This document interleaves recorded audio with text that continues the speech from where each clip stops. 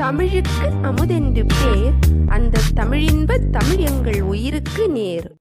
Hello friends, எல்லாரும் எப்படி இருக்கீங்க? நல்லா இருக்கீங்களா? இன்னைக்கு நம்மளோட தமிழ் ஆல்ரவுண்டர் அப்பட்டக்கர் சேனலில் நம்ம வந்து பார்க்கக்கூடிய வீடியோ என்னன்னா, ஒரு சின்ன டிப்பு தான் பார்க்க போகிறோம். அதாவது கார்டனிங் ரிலேட்டட்.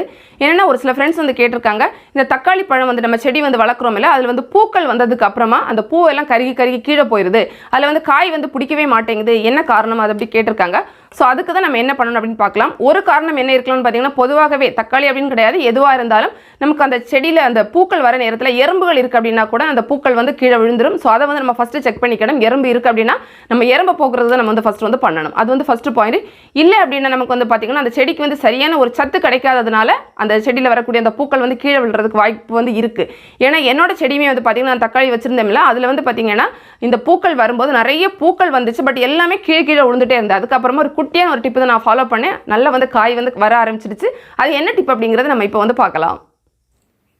இப்போ நம்ம வந்து அந்த தக்காளி செடிக்கு வந்து ஒரு ஸ்பெஷலான உணவு தயாரிக்க போகிறோம். இதுக்கு நமக்கு தேவை வந்து பார்த்தீங்கன்னா பழத்தோல் தான் நமக்கு வந்து வேணும்.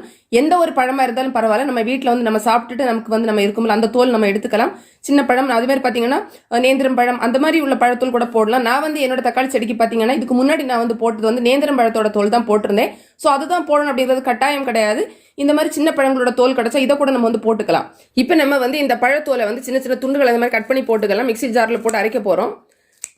இப்போ வந்து நான் வந்து கொஞ்சம் தான் எடுத்திருக்கேன். உங்களுக்கு வந்து நிறைய செடி இருக்குது அப்படின்னா நீங்கள் நிறைய தோல் கூட நீங்கள் வந்து போட்டுக்கலாம். எல்லா செடிக்கும் நம்ம ஒரே நாள் போடணும் அப்படி கிடையாது. நம்ம வீட்டில் வரக்கூடிய அந்த பழத்தோலோட அந்த அளவை பொறுத்து நம்ம வந்து கொஞ்சம் கொஞ்சமாக எடுத்து ஒவ்வொரு நாளும் ஒரு 2 செடிக்கு அந்த மாதிரி நம்ம வந்து விட்டுக்கலாம்.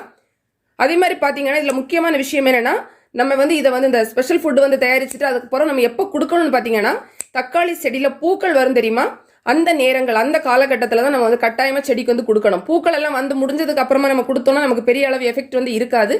கரெக்டாக அதில் அந்த பூக்கள் வரக்கூடிய அந்த டைமிங்கில் வந்து பார்த்தீங்கன்னா, அதாவது நமக்கு சின்னதாக மொட்டுக்கள் வரும்ல, அந்த நேரத்தில் நம்ம வந்து இதை வந்து கொடுக்கலாம்.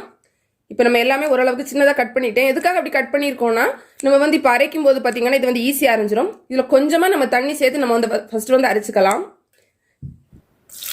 இப்போ நம்ம கொஞ்சமாக தண்ணி சேர்த்துக்கலாம். தண்ணி சேர்த்துட்டு இதை அரைச்சிட்டு அதுக்கப்புறமா நம்ம வந்து இதில் தண்ணி வந்து இன்னும் அதிகமாக வந்து நம்ம சேர்த்துக்கணும். இப்போ நம்ம வந்து இதை அரைச்சி எடுத்துகிட்டு வந்துட்டோம். உங்களுக்கு பார்த்தா தெரியும், கொஞ்சமாக இருக்கிறதுனால ரொம்ப இது குறைவாக தெரியுது. அந்த கலர் வந்து பார்த்தீங்கன்னா கொஞ்சம் கொஞ்சமாக அந்த கலர் வந்து மாற ஆரம்பிக்கும். இந்த பழத்தோலில் வந்து எந்த அளவு நிறைய பொட்டாசியம் இருக்கோ அந்த அளவுக்கு நமக்கு வந்து பார்த்தீங்கன்னா அந்த கலர் வந்து ரொம்ப டார்க்காக போயிட்டே இருக்கும். ஒரு மாதிரி கருப்பு கலர் மாதிரி ஆயிரும். இதில் வந்து பார்த்தீங்கன்னா கொஞ்சம் வந்து மஞ்சள் கலராக இருக்குது, மற்றதெல்லாம் கொஞ்சம் கருப்பாக கலர் வந்து மாறிடுச்சு. இதில் நம்ம என்ன சேர்க்க போகிறோம்னா, இப்போ தண்ணி தான் சேர்க்க போகிறோம்.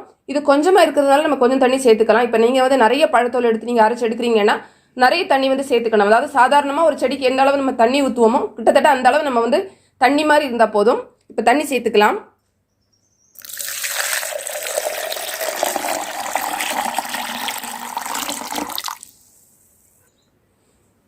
தண்ணி சேர்த்ததுக்கு அப்புறமா நம்ம நல்லா வந்து கலந்துக்கலாம். இதை வந்து இதில் நீங்கள் இன்னுமே கொஞ்சம் கூட இன்னும் எக்ஸ்ட்ரா அளவாக போட்டிருந்தீங்கன்னா நல்லா உங்களுக்கு அரைஞ்சு வந்து வந்துடும். இதில் பார்த்தீங்கன்னா ஒரு சிலதெல்லாம் சரியாக வந்து அரைக்காமல் நான் எடுத்துகிட்டு வந்திருக்கேன். இந்த மாதிரி இல்லாமல் நம்ம வந்து நல்லா வந்து அரைச்சிக்கணும். இந்த மாதிரி தண்ணியில் நம்ம நல்லா வந்து கலந்துட்டு இதுதான் நம்ம இப்போ செடிக்கு கொண்டு போய் ஊற்ற போகிறோம். ஊற்றிக்கலாம்.